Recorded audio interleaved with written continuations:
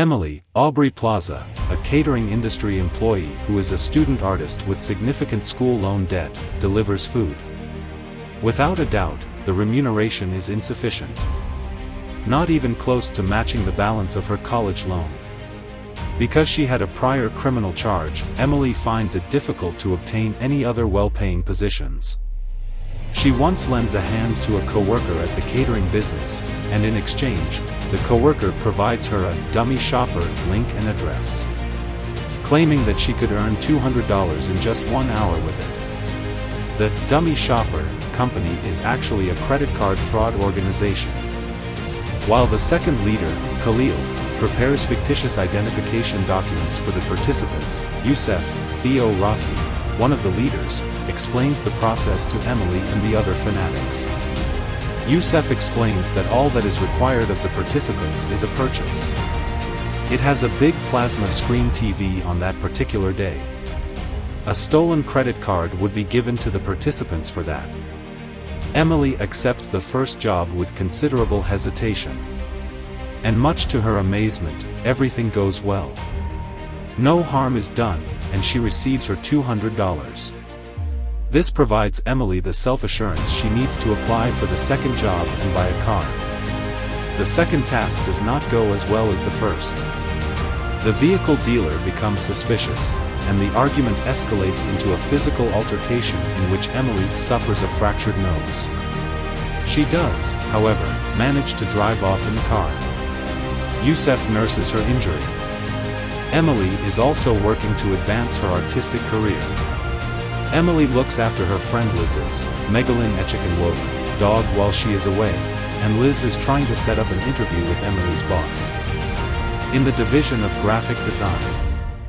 That might be the fresh start Emily needs so badly. That, however, never truly happens. Liz initially informs her that the position is vacant. Then, when a position does become available, Emily discovers that it is an unpaid internship. Emily leaves that interview in a fury for no apparent reason. Emily the criminal does an excellent job of capturing the desperation that leads people to commit crimes, particularly financial ones. Although it is not The Bicycle Thief, its main protagonists exhibit a comparable range of emotions. The powerlessness in the face of an overwhelming financial burden serves as the film's main theme. Both Emily and Youcef are given positive portrayals in the narrative.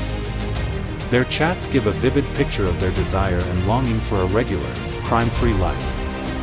Emily the criminal does an excellent job of capturing the desperation that leads people to commit crimes, particularly financial ones. Although it is not The Bicycle Thief, its main protagonists exhibit a comparable range of emotions. The powerlessness in the face of an overwhelming financial burden serves as the film's main theme. Both Emily and Youcef are given positive portrayals in the narrative. Their chats give a vivid picture of their desire and longing for a regular, crime-free life. Does Youcef survive? What happens to Khalil? Khalil, Youcef's brother and partner, becomes unsatisfied with the romance Youcef is fostering with Emily. Khalil confronts Youcef and Emily in a furious manner. Additionally, Emily commits the error of visiting the same store twice. It allows her to be identified in the family's CCTV footage of the shop. Youcef seeks Emily for assistance because the two brothers' relationship is deteriorating.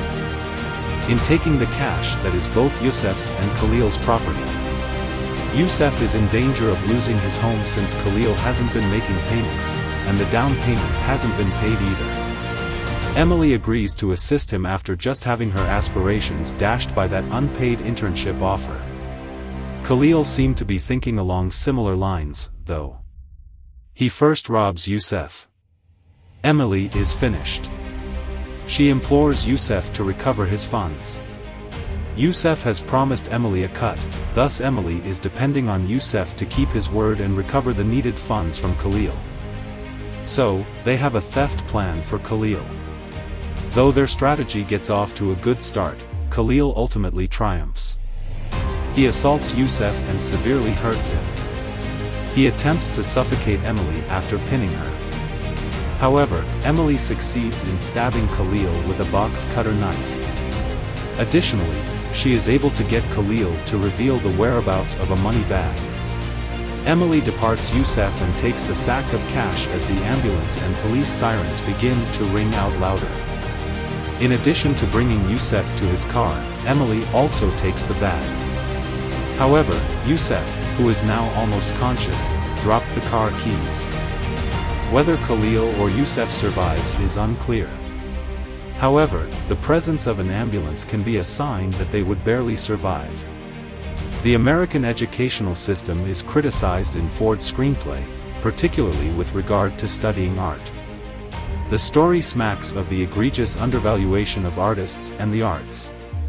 It also emphasizes how expensive education has become, despite the fact that it ought to be readily available to everyone who wants it. It is evident that Emily will never be able to rely on her artistic ability to survive when she begins her life in South America. Because of this, Emily assumes the position of Youcef in South America and begins educating the region's economically underprivileged residents about dummy shopper without the burden of student loans.